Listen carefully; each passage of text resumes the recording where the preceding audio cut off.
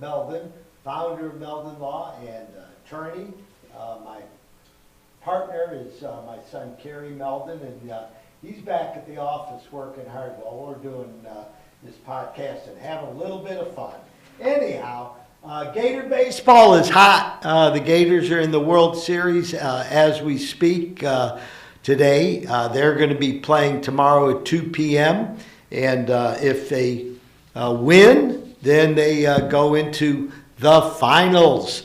And they would be matched up against probably Wake Forest, but we'll have to wait and see what happens in that side of the bracket. But we're great fans of Gator baseball. It's great, and we're very excited for their success this year. We are actively working on putting together teams for the Alzheimer's Association Walk, which takes place October 21st. And my wife, Patricia, and I are co-chairing it along with John and Lori Tull. And we're really excited about it. If anybody has any interest in helping out with the Alzheimer's Walk, and that basically means get a few people, a team from your office, to commit to walking Saturday morning at 9 o'clock, October 21st, and raising some money. Even $5, $10, $25 donations are great. We're looking to energize the community and support the great work that UF Health and others are doing in the area of Alzheimer's. For the first time ever, there's drugs being approved now that are going to minimize the effects of Alzheimer's and dementia, and particularly in early onset cases. So let's do what we can. This is an important cause that affects everybody. We all know somebody who has a relative or close friend that's dealing with Alzheimer's, and when one member of the family is dealing with it, the whole family is dealing with it. And one of the reasons Patricia and I are committed to it is because we take care of her 91-year-old mother, and that is a full-time job. Luckily, we have the resources to bring in a granny nanny and help out. So we really want to support Alzheimer's. Our goal this year is to raise $140,000 in the Gainesville, Lake City area. So let's see what we can do to help out. The easiest way is just call Meldon Law or go to meldonlaw.com, our website, and you'll see a link there to Alzheimer's. If you get stuck, just call the office and say you want to put a team together, and we will make it happen. At Meldon Law, our primary area of practice is accident cases. We've been doing it since 1971, and we have lots of really great clients. That's the best way I could put it. Our clients, many of them are old family friends or people we've known over the years or former clients, and we really get a kick out of helping folks put their lives back together after a serious accident. It's something that's very important work, and I love talking with our clients. If you go to Meldon Law for help, you will get a Ritz-Carlton client experience, because we take care of our clients, and we want to make sure you not only get the best results, but also get the kind of service that you're entitled to, particularly when an accident was caused by someone else's goof up, and you're paying the price. You don't need to be aggravated after the fact trying to get what you're entitled to. So Meldon Law, 352-373-8000, or go to meldonlaw.com. A couple other things. Florida has passed a new law. It's called the Move Over Law. Now, we used to have a Move Over Law for stop law enforcement vehicles, emergency responders, sanitation and utility service vehicles, tow trucks, and maintenance or construction vehicles with displayed warning lights. Now, in addition to that, anybody is entitled to the protection of move-over laws. So if there's a disabled motor vehicle that's stopped and displaying warning lights or hazard lights, you are now required to move over into the other driving lane, or if you're unable to do that because you're wrapped around a bunch of traffic, slow your speed down to 20 miles less than the posted speed limit. Very easy. If it's a 20 mile an hour speed limit, you can't stop, so slow down to 5 miles per hour. So that's the new law. We don't want anybody getting ticketed for it, and it's really important because it's safe. We don't want anybody getting hurt unnecessarily. If an accident is preventable, let's do our part to make sure everybody is safe. Also, this is another, if a vehicle's stopped and using emergency flares or posting emergency signage, then you're supposed to move over as well. So that's the law. I think that it's really a good law to change, and it's really common sense. I know when I'm on the road, if I see someone stopped, I try to move over if I can do it safely. A couple other things going on. Our guest for today is the coach out at Williston football. And on June 22nd, Thursday, there's a community mixer for Red Devil football, 5 to 8 p.m. We're going to bring Coach Pruitt on, and he can talk a little bit about that, but that should be a big event.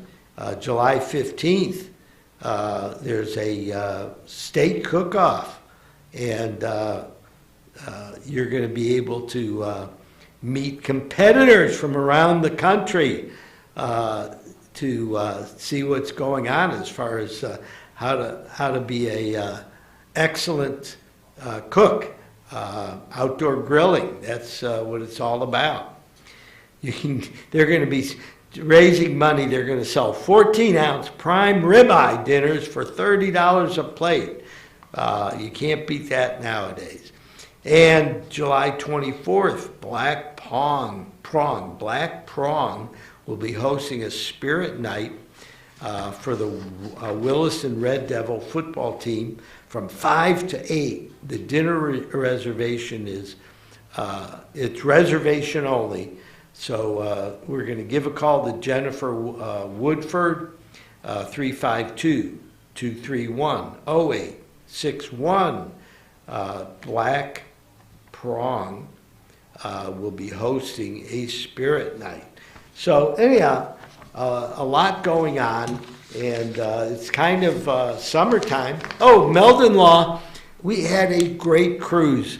We went on Royal Caribbean. We took the whole office plus one.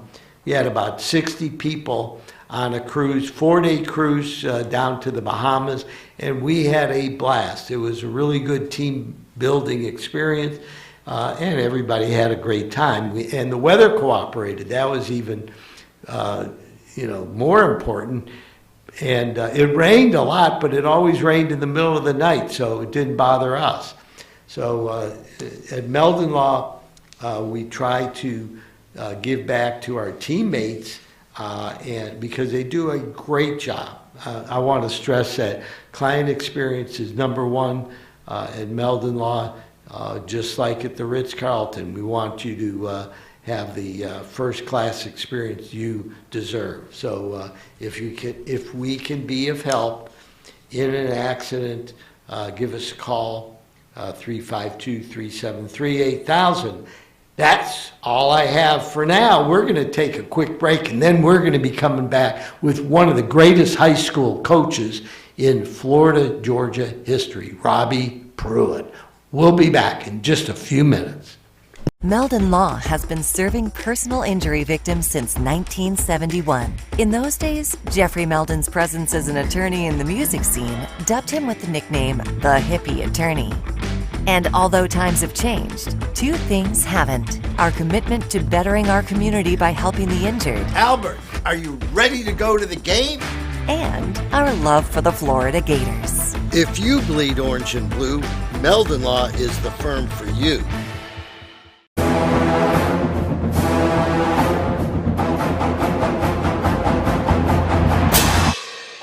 Jeffrey, what are you doing? Well, I'm joining the band, of course. Since Meldon Law is the official law firm partner of the Florida Gators, I want to help. Dad, we're litigators. Let's stick to helping people in the courtroom. Well, can we still hang out and jam a little bit? At Meldon Law, we won't back down. I was going down a one-way street and a girl that was driving her car T-boned me on my scooter. I ended up going for an MRI and discovering that I had 2 herniated discs. Coming to Cary allowed me to not have to worry about what doctor I was going to see or what physical therapist I had to go to. They say, these are the people we trust. You're going to have a great experience there, and I honestly did each time. Call Meldon Law. Your consultation is absolutely free. I was driving behind a lady, and very suddenly she moved out of the way. There was a log laying in the road, and when I hit my brakes, I went on top of the log. I had 2 herniated discs. I just haven't been the same since. Jeffrey Meldon fought for me all the way. Him and his team really went there for me. Throughout the whole lawsuit, he made sure that my bills was paid. It was never no whenever I called him and asked him for something. Call Meldon Law right now. And I was in an accident. Someone ran a red light and hit me, and I was hurt. You don't know where to turn. Luckily, I called Jeffrey. These big insurance companies, they don't want you to win. They truly don't. But Jeffrey and his firm and the people that work here, they just really fight for you. You call the law offices of Jeffrey Meldon because you're going to need help, and they will help you. Call Meldon Law right now. Hey, Sammy, look who's there. Say hi. Hey!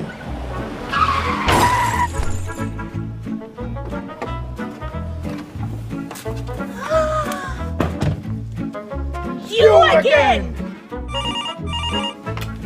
Meldon Law, Jeffrey speaking. Jeffrey! Somebody else hit us Yeah. Here we go again. When you're a member of the Gator Nation, you know what it means to never back down. Meldon Law has been a proud supporter of the Gator Nation since 1971. 2 forces that won't back down. As the old saying goes, if you can't beat 'em, join 'em.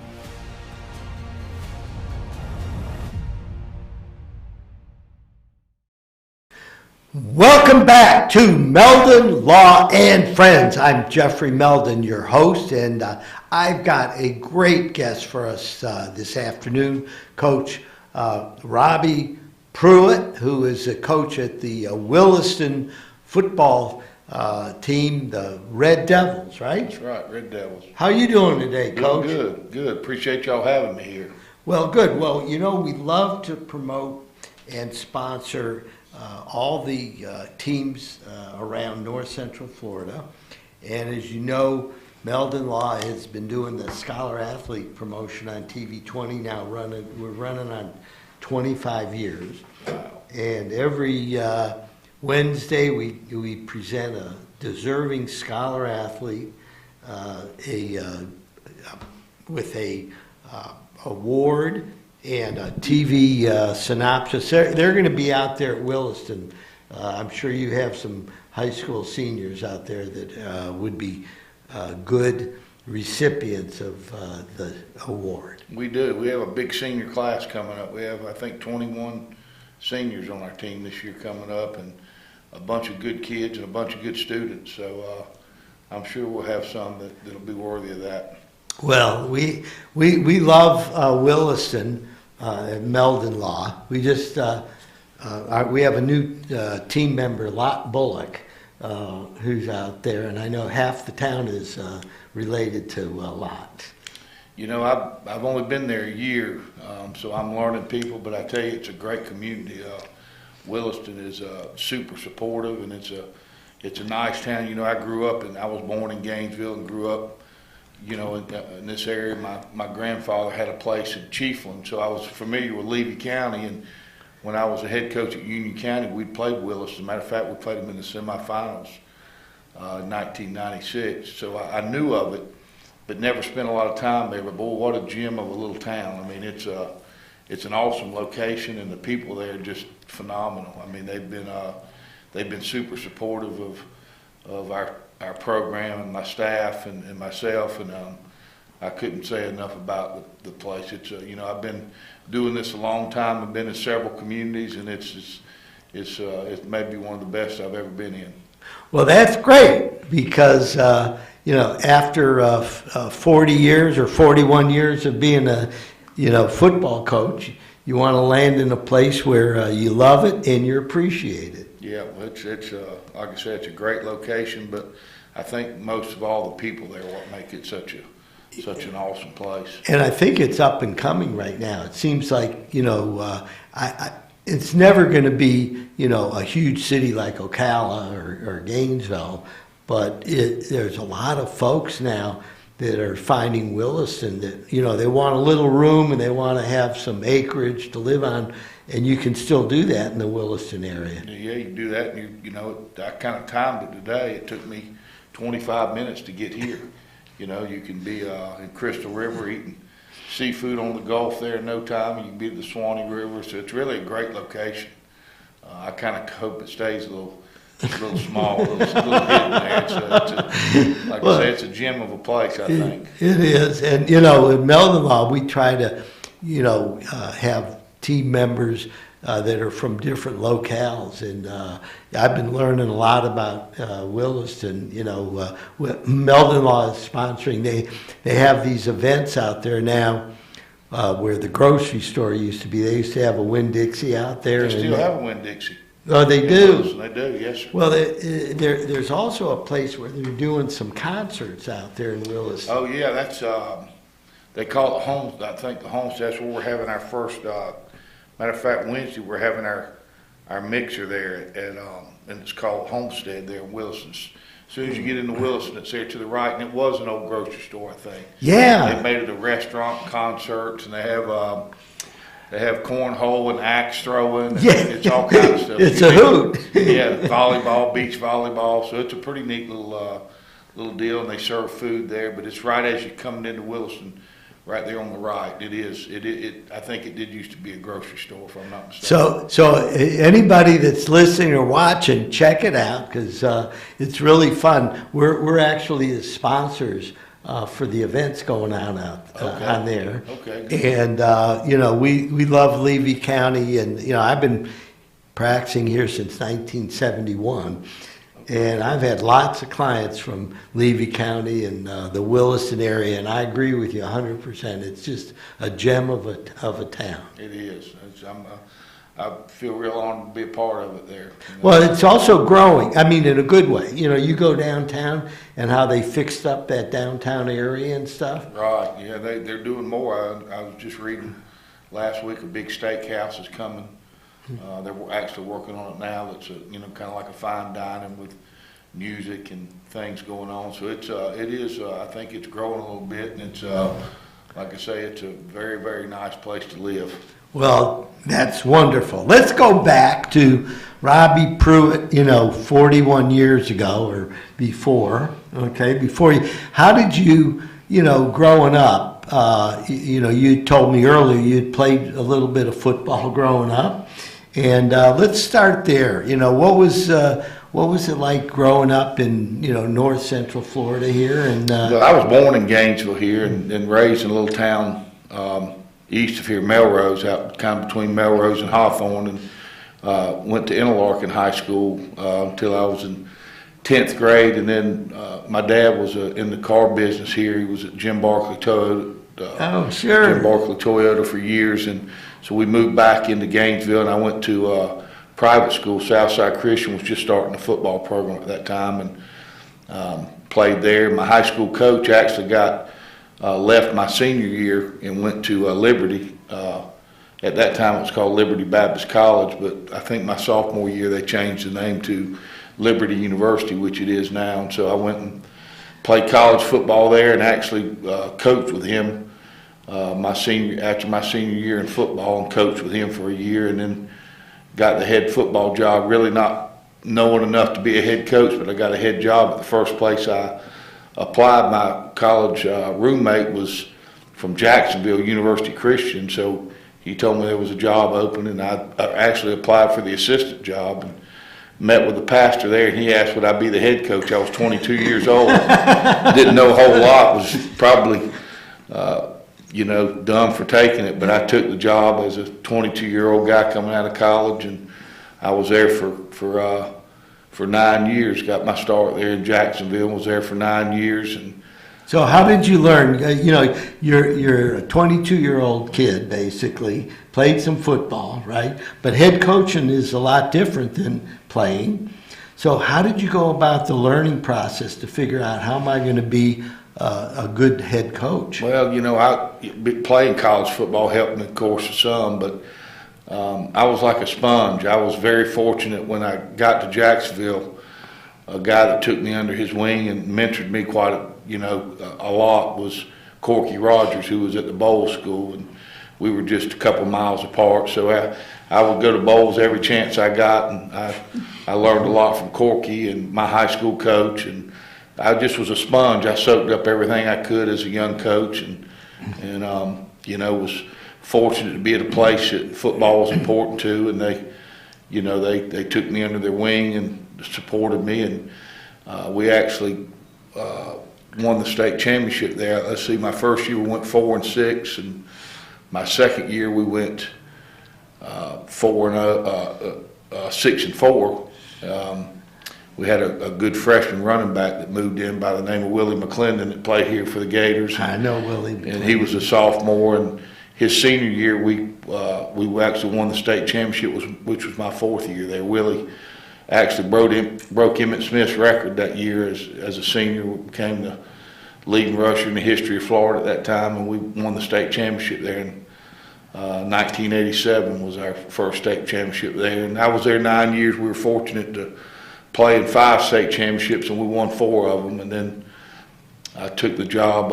I left there and took the job in 1993 at Union County in Lake Butler, and I was there for 7 years until 2000. So let me get this straight. Then you're a 22-year-old kid. You go start at this school, and you have 3 or 4 years. You're kind of figuring things out, right? And then all of a sudden you start winning state championships.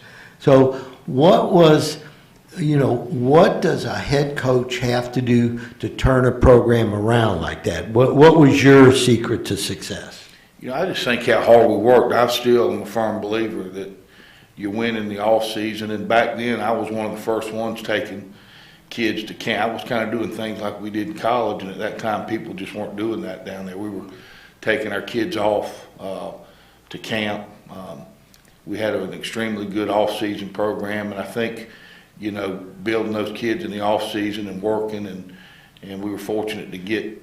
We were a private school. We got Willie McClendon that came over, and some of his cousins came over, and we just kind of built that thing from the ground up, and it just started rolling, and we had some really good players there over the course of that year. I had Dwayne Carswell that played for us that went on to he actually played where I went to college at Liberty and went on to be a great pro player for the Denver Broncos. He was John Elway's main tight end all those years. I think he played 13 years there it's unusual to play 13 years in the NFL. It's really unusual to play 13 years for the same team. Yeah. So he was John Elway's tight end there, won 2 Super Bowls and was a captain of the team. We had him, and Edgar Bennett's little brother played for us. We had several great players, and several players that went on to play in the college level. Elijah Brown that was a lineman here for the Florida Gators, and so it was just a good time for us, and we were able to build that thing from the ground up. And then we went to like I said, Lake Butler, Union County in 1993, and made the playoffs for the first time in 17 years. They had made the playoffs, and then we won the state championship there in 94, 5 and 6. We had Gerard Warren and Benny Alexander that played here at Florida, and Andrew Zal, that was the starting quarterback for the Alabama, was our quarterback. And of course, we had 2 brothers that went on. One of them went with him. Philip Weeks went with him to Alabama, and his brother Adrian signed with Auburn. And so we had some good players there. I've been fortunate to have some good, good players make you a good coach. So yeah, I know. Well, what's the statement is, you can only do so much with the players. That you need the players as well as a good head coach. That's right. You got to have players. I mean, you're fooling yourself if you don't. And we did. I've been blessed. Like I said, we had not only great players but great kids. Gerard Ward, like I said, I think if you look in modern era, he's the highest Florida Gator ever drafted. I think you have to go all the way back to Coach Spurrier yourself. We don't want to leave. Oh, we have to plug Spurrier's Restaurant. So have you been here before today? I have been here. Yes, I have been here. It's quite a place, isn't it? Beautiful. I really want to come back one time where I can spend some time. My middle son is a football coach in Georgia, actually a head football coach, and they won the state championship. They were state runner-up last year. Last 3 years they've been to the state championship.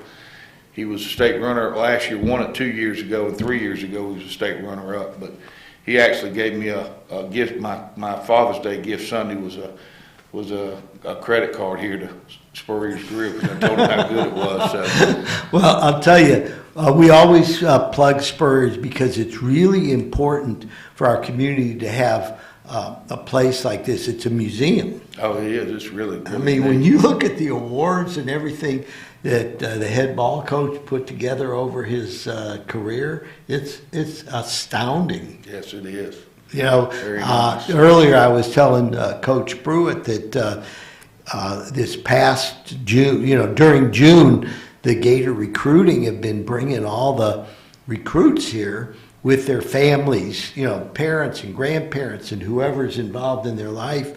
And all of a sudden, Gator recruiting has really taken off. And in fact, Coach Spurrier was here, and he gave an inspirational speech, and he explained that when he was running the show, we beat Alabama and we beat Georgia, and that things are going to go back to that way. Yep. And all of a sudden, we've seen a big, every once in a while, you need some inspiration on a football team to get everybody to work together. How do you do that? I think it's your passion for the game. Kids can see passion, and Coach. If you know Coach Spurrier, he's somewhat laid back, but he's somewhat passionate too. He's a competitor, and I think you have that. And I think kids see that. I mean, he was certainly one of the great ones of all time, and I think his record speaks for itself. But I mean, those are things that kids I think can see and sense, and they want to be a part of. And certainly him here, and like you say, giving that speech to those kids. I mean, it doesn't matter how old you are, people still know Coach Spurrier, and it's, synonymous. His name's just, synonymous with the Florida Gators. I mean, like I say, I was actually born here and grew up here, and, so, I mean, there's not a bigger name when it comes to, to Florida football than Steve Spurrier. So. Yeah, and he's competing with Tim Tebow. Oh, yeah, exactly. Yeah, no doubt. So, right, but Spurrier has done it in so many different ways, right? I mean, he did it as a player, and then he's done it as a head ball coach. Now he's got this incredible museum and restaurant, and this is becoming one of the kind of secret tools of the Gators, for recruiting. Well, and I think it's true. Coach Spurrier is, he's a winner, and winners are winners. It doesn't matter if you put him in the restaurant business or a golf match or a coach or whatever. He's just, he's a winner, and winners are win, and that's what they do. And he's doing a great job here with this restaurant for sure. Yeah, I know. And you say he is competitive, and I think that's important. I mean, he could be flipping baseball cards. Remember, you used to do that as a kid? Oh, yeah. And he would want to win flipping baseball cards or playing golf or playing football or whatever.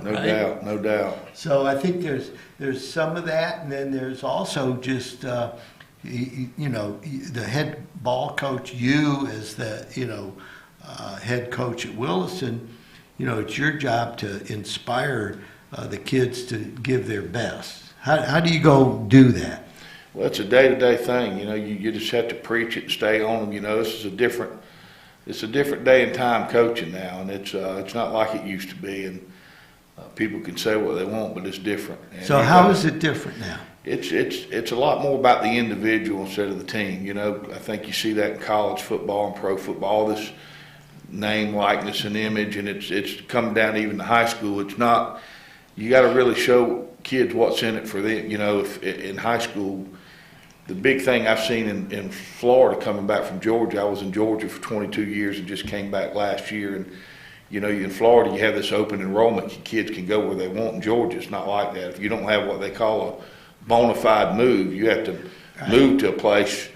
In Florida, they can go, they can go where they want. A kid can play, this school this year and that school next year. And it's just different. It's like the transfer portal for high school. It is. It's exactly. And, if you don't throw the ball enough, then they want to go where you're going to throw it. If you don't run it enough, it's not as much about team and winning, and it's more about what can you do to get me where I want to get, and you want to help kids. That's why we're in it.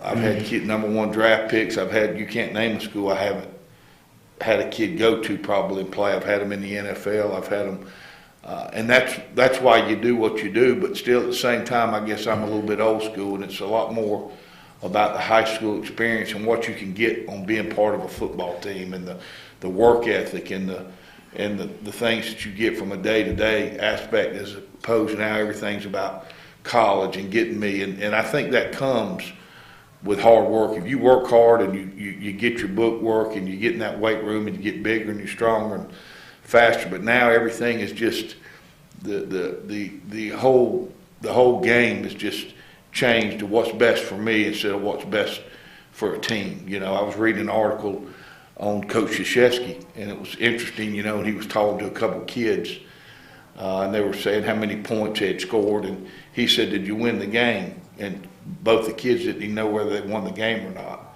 And he said, "Boy, it might be time for me to get out of this business." I thought it was kind of an interesting article, but it's kind of like that now, and you gotta.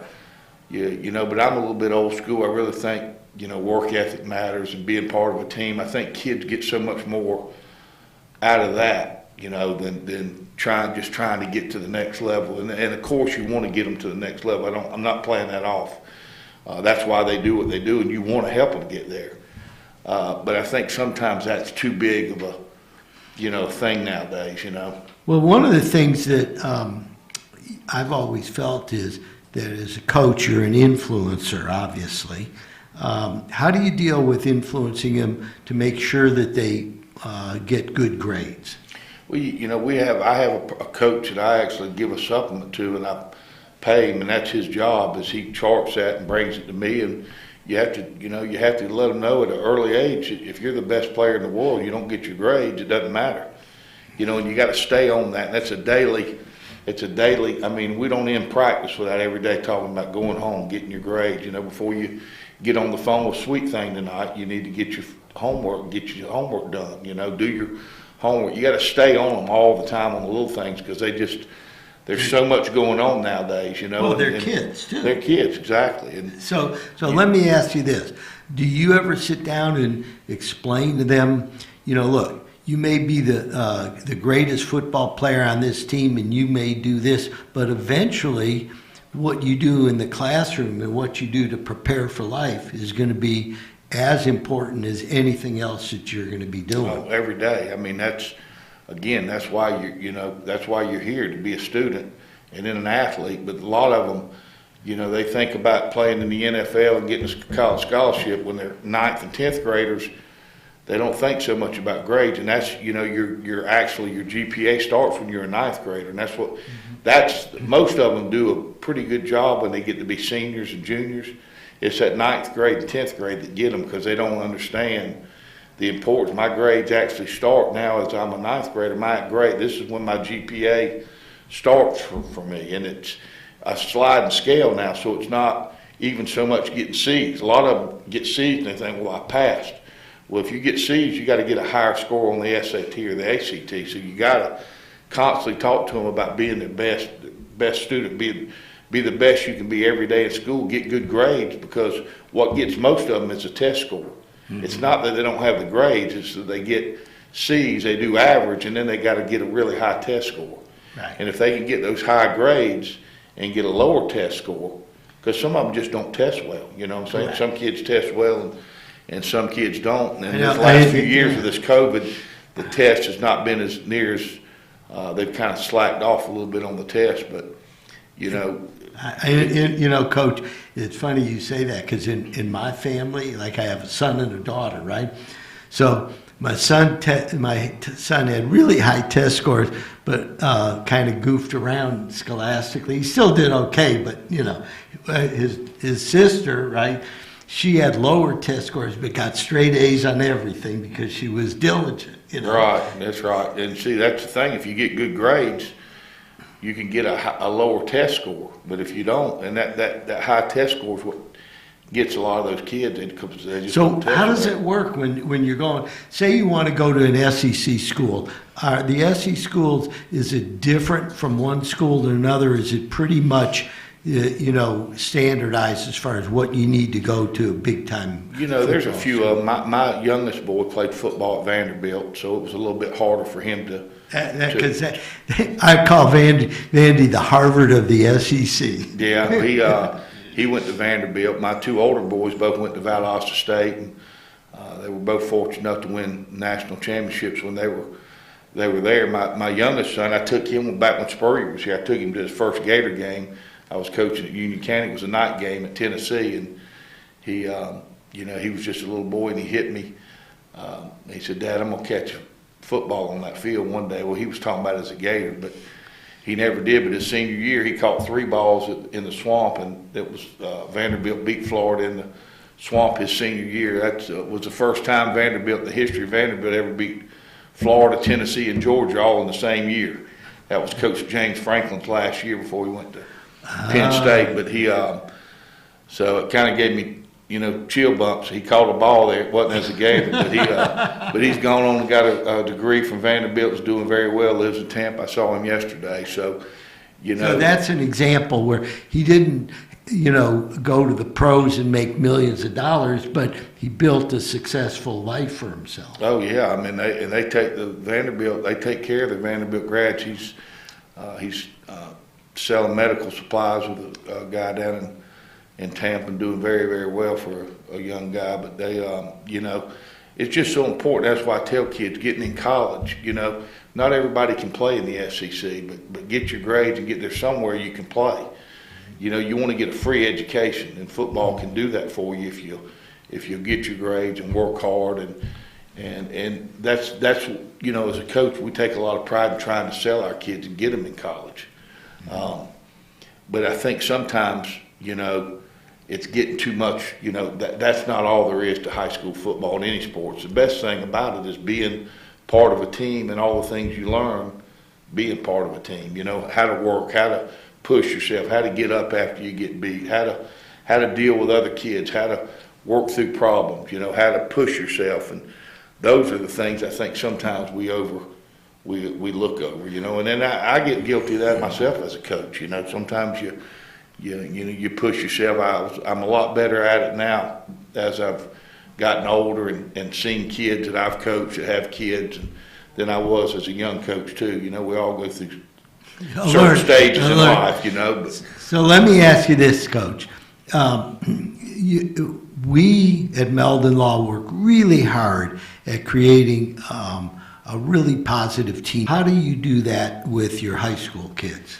You know, if I knew the answer to that, I could probably be a millionaire. Because I think, looking back, if you ask me what's the most important thing in a football team, I think what you just said is probably it. If I had to put my hand now on one thing, I think it's team chemistry. Well, how do you develop team chemistry? Boy, I don't know. And I've been doing this a long time. But I think what you do is you have to try to foster it, because you can't make kids like one another. You know what I'm saying? I raised 3 boys, and the 2 of them fought all the time, but they love each other now. But you know, But that team love is something that I don't know how you actually get it. And I've had teams that have had it, and I've had teams that haven't. The best team I ever coached, we lost the state championship. At that time, it was the lowest scoring game in the history of Florida in the state championship. We lost to Danny Cannell's team. We lost 6-3. We lost. He went to Florida State. We lost. It was his junior year. We played them, and we lost 6-3. They kicked 2 field goals, and we kicked 1, and we were by far the better team. I had 9 kids that year that signed Division I. What school was this It was at? at University Christian. Oh, okay. We played them the very next year Yeah. without as good a team. Danny Cannell now was a senior, and we beat them 28-6. Right. And it was team chemistry. We had better players. That's probably to this day one of the best teams I ever coached, and we were the state runner-up. But we just didn't have that team chemistry. So to answer your question, I don't know. What I've tried to do is foster team chemistry, but by that we eat together. We started a nutrition program, so we eat breakfast together, and we try to get all the kids to sit, and you take them to camps, and you take them after 7-on-7s to the Springs at Blue Hole and Bronson, and you feed them hamburgers, and you let them swim. That's the kind of things you have to try to do to foster it, you know what I'm saying? But to actually how to build it, boy, I don't know the answer to that. I just try to do things as a coach as much as I can to get them that family unity, to get them eating together, to get them sitting together, to take them to camp together. And when you can get that, you got a special team. If you can get that bond between those kids, that's when you got something as a coach. Even though you may not have the best quote players, you know what I mean? If they work hard and love one another, and they play for their teammate, that's when you got a really good chance. They say the team culture trumps talent.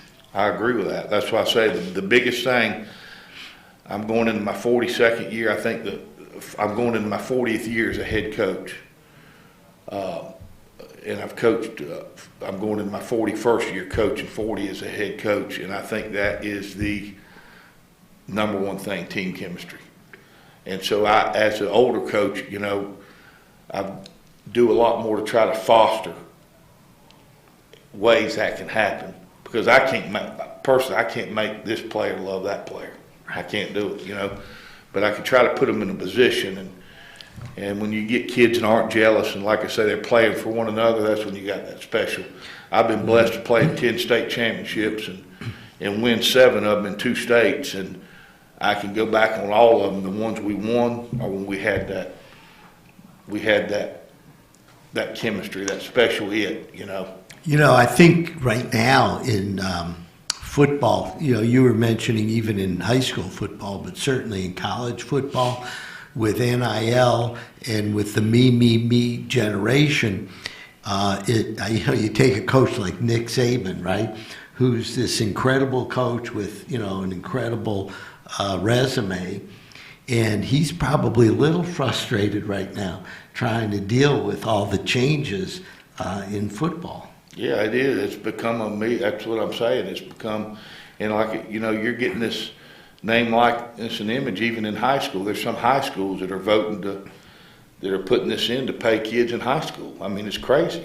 You know what I'm saying? It's just, and it's, you got kids going for, like I say, there's kids even in this area that I've seen that have played at 4 different high schools in 4 different years. I know. Well, it's not. And the transfer portal in high school, private schools in Florida has existed for a long time. I was part of it. Yeah, I'm friends with Cornelius Ingram, out in Hawthorne. And that school, they were getting ready to shut the school, and he single-handedly put that community on his back, built that football team, basketball team, and he revitalized not only the football team, but the whole high school and community there. Yeah, I grew up between Melrose and Hawthorne. So I went to Interlaken because I was in that part of the county, but I actually lived closer to Hawthorne, so I know very well that area and the job he's done, outstanding job, and that's kind of the way it is. I don't necessarily agree with it. I don't like it. I've been the recipient since I've been in Williston of players that have come, former players that I've coached that want their sons to play for me. But I'm more about getting kids and developing them.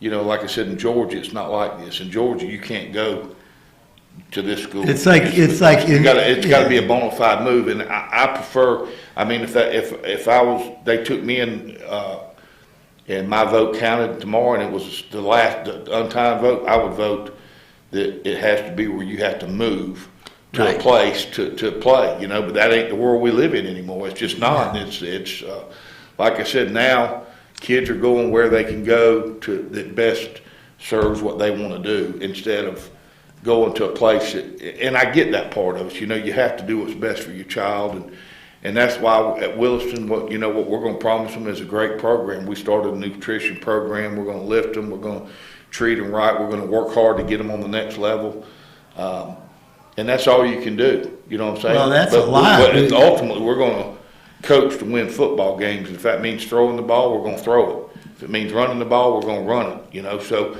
there's some people that if they want. To be in a program where they're going to throw it 60 times a game, we're not going to throw it 60 times a game unless we got the people that can win doing it 60 times a game. You know what I'm saying? If it means that we have to run the ball 90 times a game, then we're going to run it 90 times a game. But that's not what, you know what I'm saying? That's not real popular nowadays. They want to go where they can go and do what they do, and I get it. You know, I understand it, but that's where the game has kind of changed a little bit, and on all levels. Like I said, you're going to start paying high school kids. I mean, it's just crazy. What I would like to commend you in is developing young people over the years. I think, it's great to win championships. It's great to coach kids. But really what you're doing is developing young people to be better than they were before they met you. Exactly. I mean, that's it. You want them to be better fathers, better husbands, better dads, better people, better employees, and football is it's the greatest game in the world to do that, to teach them that. I mean, there's no better sports in general, I think football is the best just because of the physicality of it, the toughness of it. It's kind of the last of the wild, wild west, And it's a big sport. I mean, you got 11 people on either side. Exactly. And everybody has to work together. You got to run into people and throw your body around. And it's not easy. It takes a special person. That's why I play golf. I hear you. So anyhow, we're getting ready to wrap up the show. I just wanted to mention these events coming up. June 22nd, the community mixer for Red Devil football. At the Williston Homestead, located at 1050 Northeast 6th Boulevard in Williston, 5 to 8 p.m. We got the SCA Steak Cook-Off July 15th, and that's at 2351 Northeast 140th Avenue in Williston.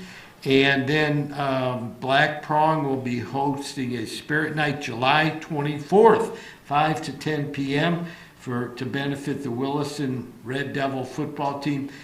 Coach, I want to thank you very much for coming. Thanks for having me. It's been fun. And I'll tell you, I love high school sports. I think, I follow what's going on. Meldon Law has sponsored the Scholar Athlete for senior high school athletes. And what we try to do is encourage what you're doing is to let the kids know, you work hard, you develop good habits, you get good grades, and it will be the pathway to success in your life. Exactly. We appreciate the support he does for high school football, and thank you for promoting our program, and you're welcome to come to a Red Devil game, and you can be on the sideline anytime you want this year. Okay, Coach, you can count me in. I'll be there. I might even look to you. See you later. Okay. Bring a player or two with you. Okay, guys, this is sign off for this edition of Meldon Law and Friends, and we want to thank Coach Robby Pruitt, a great high school football coach, legendary in this area, for joining us today. And we'll see you next week on Meldon Law and Friends.